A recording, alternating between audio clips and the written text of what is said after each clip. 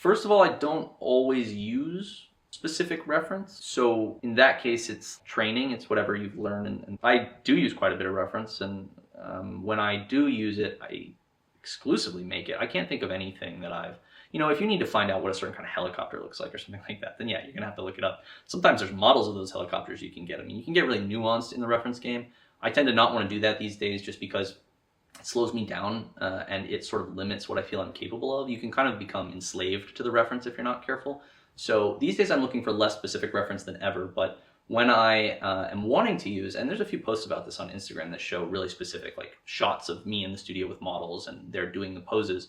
Like I'll get really specific when I need certain things, especially on a tight deadline or something where you're just like, I'll use anything to get this. Like it's so hard to make a good painting. I don't care if it comes partially from a photograph. And so, but I like to create it, and not because, I mean, obviously there's like copyright and all this other stuff. I didn't worry about that too much when I was getting started, especially because the value of your work when you're getting started is not going to generate a copyright lawsuit against you.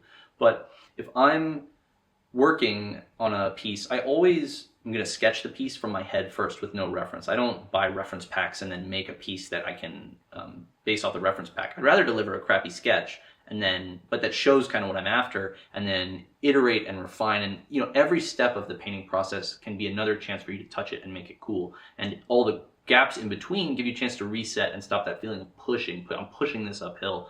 And so instead you can kind of, as you jump through time and be several different people, you can pull the painting along or the sketch. Then you can pull the thumbnail along and you can take a break. Then you can pull the sketch along until you're gassed, and then you take a break. And then you shoot reference and you collaborate with the model. And you're building something that's bespoke. You're building something that is saying what you want it to say emotionally. Whereas when you borrow the pose from outside yourself or the reference or whatever, when the starting place is outside yourself, I don't think it's wrong. It's not corrupted in some way. It's not how I want to work because I want the paintings to be delivering very clear emotional messages that I design. I think of myself as a designer. Even when I'm a painter, I'm designing the painting. And so, yeah, I'll go pretty far out of my way to build or generate reference. I'll say having a few friends that are artists or illustrators or that are just willing to like be goofy in front of the camera with you is a big boon there. I work pretty tightly with Micah Epstein, and he and I will shoot for each other like the reference, and it's always the smoothest thing in the world. We have a very shared vocabulary. We can say, hey, do this with your arm or whatever, and he doesn't have to be like, my right arm or your right arm, like we just know.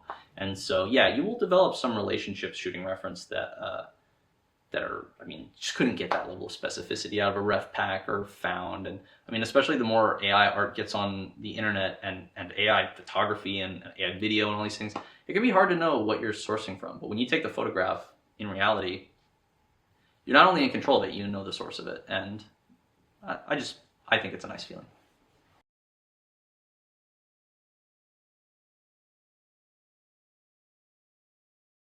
Those are kind of answered in the previous one. When it comes to models, I've definitely used models. Once again, to what I've said previously, I would not start working with a model until after I had done a sketch, because I want to be in control of the direction of the vision and the emotion. And once you have a piece of reference in front of you, you have a natural resistance to move away from the reference. But as a problem solver, you don't want to bias yourself in any one direction. So there might be a pose that's really cool, but the model's actually not capable of it. I think it would be better to sketch that first and then break the model to get what you want than to be like, well, the model can't do it, so I can't illustrate it. You can do anything. I mean, you're the god of your canvas. So you want to be, I mean, I want to be anyway, and I imagine everyone would want to feel that freedom and control. I think when we imagine being a great artist, that's what we think. I'll just be able to make anything I want. And if you limit yourself constantly by starting with reference first, it's always got its hooks in you in a way that it's not wrong, it's just maybe a little dangerous for your development. And so you want to start with you alone. And also, if you don't start with you alone, you don't find out where your limits are. Like, can you even paint this model from just looking at it, or from a concept of that model? You learn so much by just trying to do it. Try to do it, then bring in the model. And of course I would use a model, I would use a photograph, I'll use anything to make a good painting. It's so hard to make a good painting that anything you can leverage, anything you can bring, I think is totally excellent.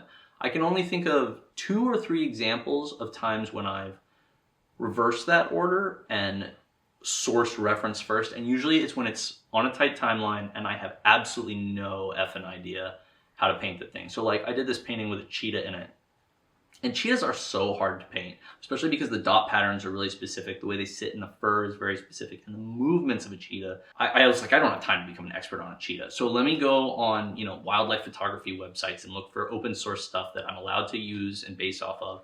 And then I'll build sketches. The emotional core of the sketch isn't based around this cheetah, but I will make sure I'm choosing camera angles where this body of cheetahs or this exact cheetah could play. And then I'll work towards that. So sometimes, you have to be strategic. You're looking at your endpoint, you're looking at where you are now, and you're trying to solve it. But you do that across different time spans. So when you're looking at your development for the next 50 years, which is not too long to consider for an artist, as opposed to something like, a ballerina where there's going to be a physical limit where you just can't do this anymore. I mean, ideally you can be an artist almost as long as you're alive. And in that case, you should always be pushing yourself.